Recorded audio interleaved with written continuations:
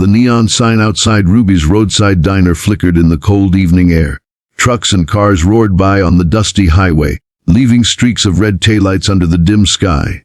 Inside, the smell of coffee, fried eggs, and old memories filled the small diner. The tables were worn from years of truckers stopping for late-night meals, and the old jukebox in the corner played a soft tune from a forgotten decade. Behind the counter stood Mia, the new girl. She had only been working here for 2 weeks. Quiet, polite, and hardworking, she didn't talk much, but she noticed everything. Her hands moved gracefully as she poured coffee and wiped down tables. She was the kind of girl who didn't like attention, but somehow she always drew it. No one knew much about her. Some said she had come from another town after a bad breakup. Others whispered she was hiding from someone. All anyone knew was that she worked hard and never raised her voice. She always wore her black hair in a low ponytail, her apron tied neatly around her waist, and a small silver locket rested near her collarbone, something she touched every time she felt nervous. That night, the diner was almost empty. A few regulars sat near the window. A middle-aged couple sharing fries, a trucker scrolling through his phone, and an old man nursing his third cup of coffee. Maya was cleaning the counter when the door slammed open with a loud clang. 3 young men walked in, laughing too loudly, the kind of laughter that made everyone look up. They were trouble from the first second. One of them, tall and broad with a smirk that oozed arrogance, wore a black leather jacket with cigarette burns on the sleeve. His name was Trent, and the other 2, Ray and Colt, followed him like shadows. They sat in the booth near the counter, spreading their legs wide, elbows resting arrogantly on the table. The music from the jukebox stopped mid-song, and the air thickened with tension. Maya felt it, the same heavy silence that fills a room before something bad happens. She straightened her posture, took a breath, and walked toward them with her order pad. Trent smirked as she approached.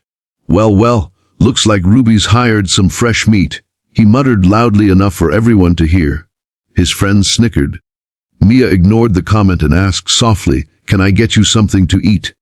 Trent leaned forward, eyes scanning her up and down in a way that made her skin crawl. "Yes, sweetheart.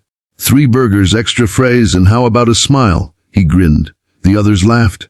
Mia kept her eyes down, scribbling the order, but her hand trembled slightly. She walked away quietly, pretending not to hear their words.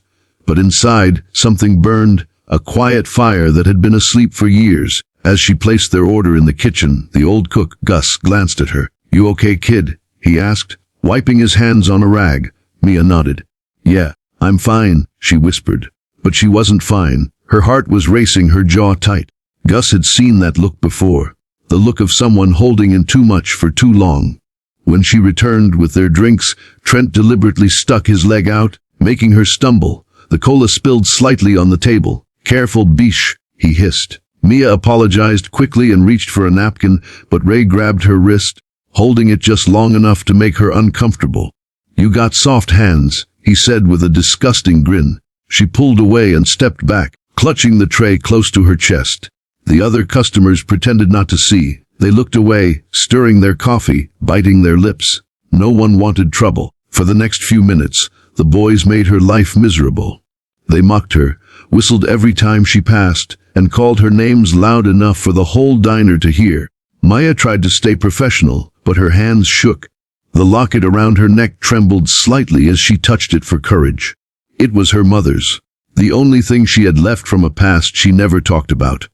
When she came back to deliver their food, Trent looked up with that same arrogant grin. "Hey, sweetheart," he said, pointing at the ketchup bottle. "Be a doll and serve us." "Ha!" Then he said it. The words that made her freeze. "Serve us, Btch." The laughter that followed was sharp and cruel. The tray in her hands tilted slightly, her jaw clenched, and for a moment she thought about walking out. But then the doorbell jingled. The laughter died instantly as 6 men walked in. They weren't loud. They didn't need to be. Their boots hit the floor with weight. Their jackets carried dust from the highway, and the patches on their backs read Iron Wolves MC. The air changed. Everyone felt it. The trucker put down his coffee. The couple stopped eating. Even Gus peeked from the kitchen. The man in front, tall, broad-shouldered, with silver in his beard and calm fire in his eyes, glanced around before heading toward the counter. His name was Hawk, and his presence spoke louder than words. Trent shifted uncomfortably, glancing at his friends. Great, he muttered. Bikers. Maya's heartbeat slowed as she recognized the patches. She had seen them once before, years ago, when she was a scared teenager standing outside a gas station, the night everything in her life had changed. She looked down quickly, hoping they wouldn't notice her. But Hawk did. He always noticed everything. He ordered coffee in a low voice, his tone respectful. Thanks, sweetheart, he said, and something in his voice wasn't mocking. It was kind, real. The opposite of what she had been hearing all night. When she turned to refill their cups, she heard the thugs whispering. Trent chuckled quietly. Old men in leather think they're tough. Ray snorted. Maybe we should show them who runs this place. Maya's stomach sank. She could sense where this was going. Minutes later, the thugs accidentally bumped into one of the bikers on his way to the restroom. The biker, a massive man named Diesel, stood still like a wall. Ray's drink spilled on his own shirt. Watch it, man, Ray snapped. Diesel didn't flinch. He just looked down at the stain, then up at Ray, his voice calm but deep enough to make the windows vibrate. You got one more chance to walk away. Trent stood up, puffing his chest. Or what? That was when Hawk spoke, his voice steady, commanding silence without effort. Or you find out what happens when you don't. The diner went dead quiet. The only sound was the ticking of the clock above the counter. Mia froze behind the coffee machine, torn between fear and something else, relief. For once, someone had stood up to them. Trent smirked and tried to laugh it off. Relax, old man, we're just having fun. For Hawk turned to Mia. That true? He asked softly. She hesitated, glancing at the three thugs who were staring daggers at her. For a long moment, she said nothing. Then she lifted her chin slightly and whispered, "Nu." The word hung in the air like a spark before an explosion. The bikers exchanged glances. Diesel cracked his neck. Hawk placed his coffee cup down and stood up slowly. Then I guess the fun's over.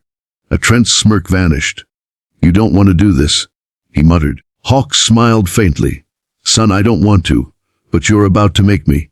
The next few seconds happened too fast for anyone to process. Ray swung first, a sloppy punch born out of fear, not confidence. Diesel caught his wrist mid-air and twisted. The crack echoed across the diner. Colt tried to charge but was instantly slammed against the booth by another biker. Trent backed away, his arrogance replaced with panic. Mia stood frozen, her hands covering her mouth. She had seen fights before, but never like this. Controlled, efficient, precise. The bikers didn't fight for glory. They fought like men who'd seen worse and didn't need to prove it. Within moments, the three thugs were on the floor, groaning in pain, the sound of leather boots scraping the tile echoing in the silence. Hawk knelt beside Trent and said quietly, "Next time you talk to a woman like that, remember her face, and remember what it cost you." Then he stood up, adjusted his jacket, and walked back to his seat. No one spoke. The trucker clapped once, softly, like it was a scene from a movie. Gus poked his head out, half smiling. "Guess I don't need to call the sheriff, huh?" Hawk smiled faintly. "Just make sure she gets home safe." He looked at Maya again, a silent understanding passing between them. It wasn't just gratitude in her eyes, it was recognition. She'd seen that kind of quiet strength before in another life, in someone she used to know. As the bikers paid and left, their engines roared outside, fading into the distance. The diner slowly returned to normal, though nothing felt the same. The three thugs stumbled out, humiliated, limping into the night. Mia stood by the counter, her hands still trembling, but this time it wasn't fear. It was something new. Power. She looked at the door where the bikers had gone, her heart thudding softly. Somewhere deep down, she felt like her past had just caught up to her. And maybe, this time it wouldn't haunt her. It would save her.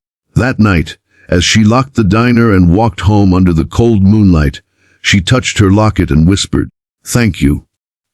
She didn't know that Hawk had stopped his bike a mile down the road, looking back at the diner lights fading behind him. He remembered her face, something about her eyes. He'd seen them before, long ago, in another story, another fight. And he wasn't done with her yet.